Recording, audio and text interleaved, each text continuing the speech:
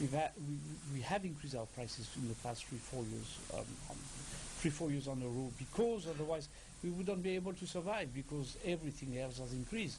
Everyone knows that the cost of life increase on a yearly basis, and sometimes you have increase on the basic goods. You know, talking for the hotel basic goods, I'm talking about fish and meat and whatever. I mean, dry goods, etc., liquors and soft drinks.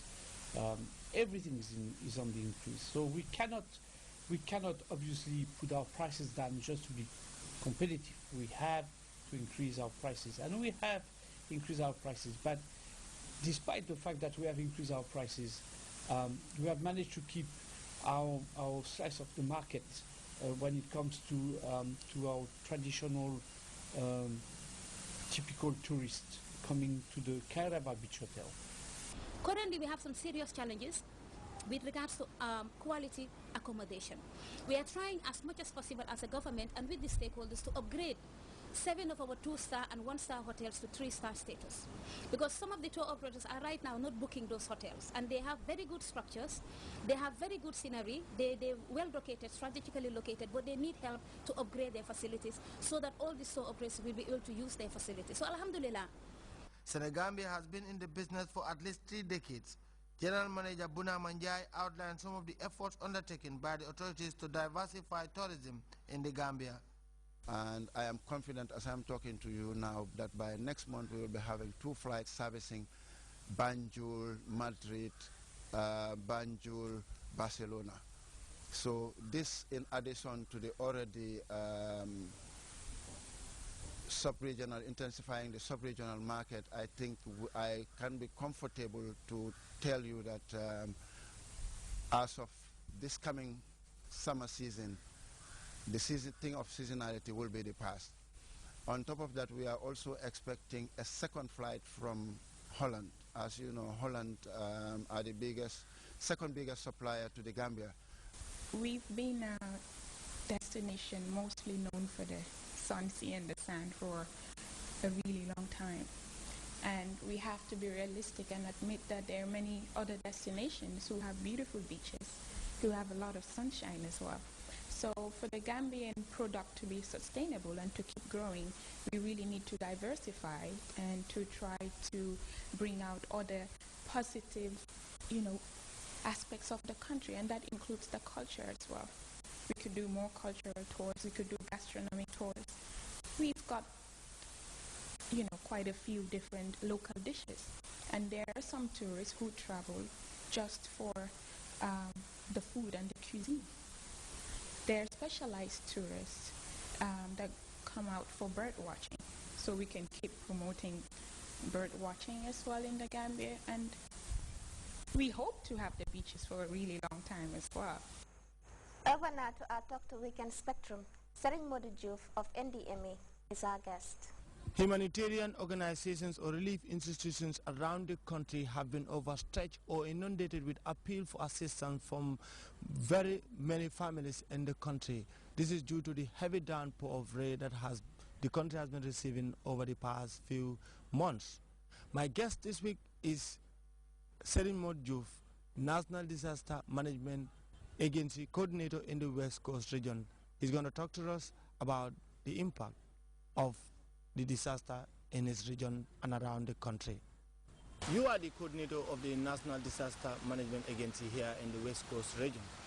How do you feel like working for the NDMA at a time when there are so many requests, around the country and around the region about people complaining of their houses, falling, maybe their roofs are also leaking as a result of the floods?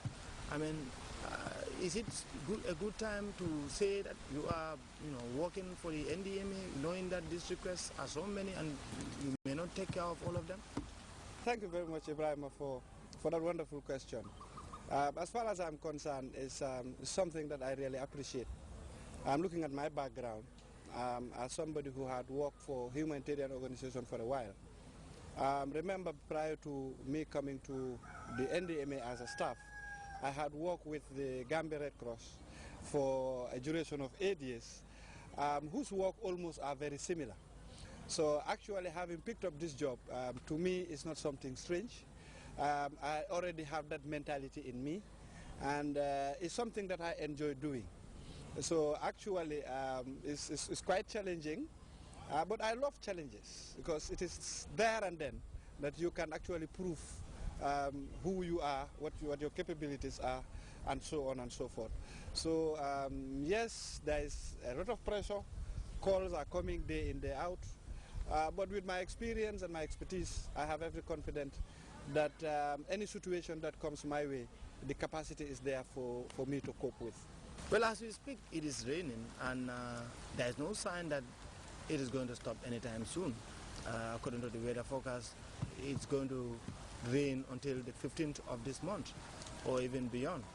Now, I mean, what preparations or what, measures are you or is your institution putting in place, at least to, help sensitize the people as regard, these floods, and how they can at least guard themselves against their houses falling when they know that rains are going to come this month and beyond. Yeah, I mean, that is we need to be more prepared. As a human being, once an information is given, it is the responsibility of you, the receiver, to conceive the information and use the information to better plan for yourself. That's the whole idea of information dissemination, is all about that. Get people informed. Once they are informed, let them make informed choices based on the decision you give. This is a call for everyone, be it a landlord, be it a government department, be it a local NGO, be it an NGO, or even the local authorities. Once the information is there, it can only be useful if it is utilized. Okay, and once it is utilized, of course the outcome would always be on our side.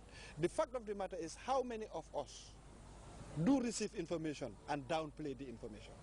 This is why, and if such a thing happens, the obvious result would be we will always be overcome by events. And our role as a coordination unit under the office of the Vice President is to make sure that whatever information comes to us, we disseminate it to the appropriate channels. It is now the responsibility of those channels to use that information, interpret it for their own consumption.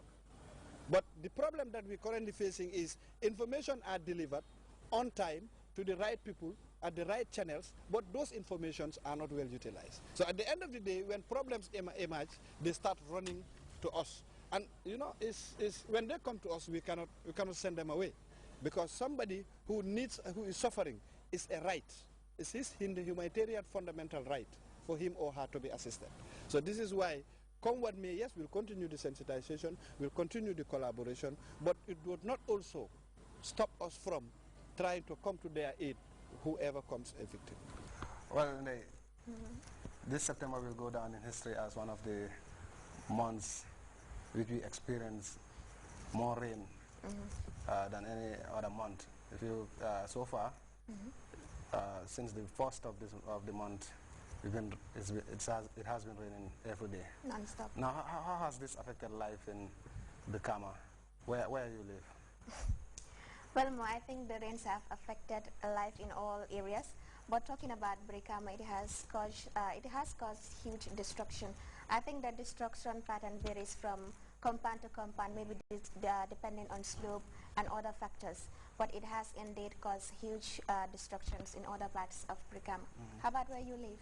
Well, where I live, I have not heard of much destruction, given the terrain of the area where I live around Werengara, that part of West Coast region. These are not low-lying areas, so to speak. So most of the rains that come usually go straight to the low-lying areas, and so it has not had a terrible impact on people's homes. But it has somehow affected life, the movement of people, because people are not used to rain every day, Rain. Yeah, so the women going to the market, those going to work, so everybody You actually have to carry an umbrella basically every day and everywhere you go. Yeah, and even now some people just walk into the rains. They've realized that now the rains are part and parcel of our life. And amazingly, people are saying, you know what, it's not August anymore, this is September, and still non-stop rain. Yeah, well, I don't know what the forecast would tell us, but it seems, looking at this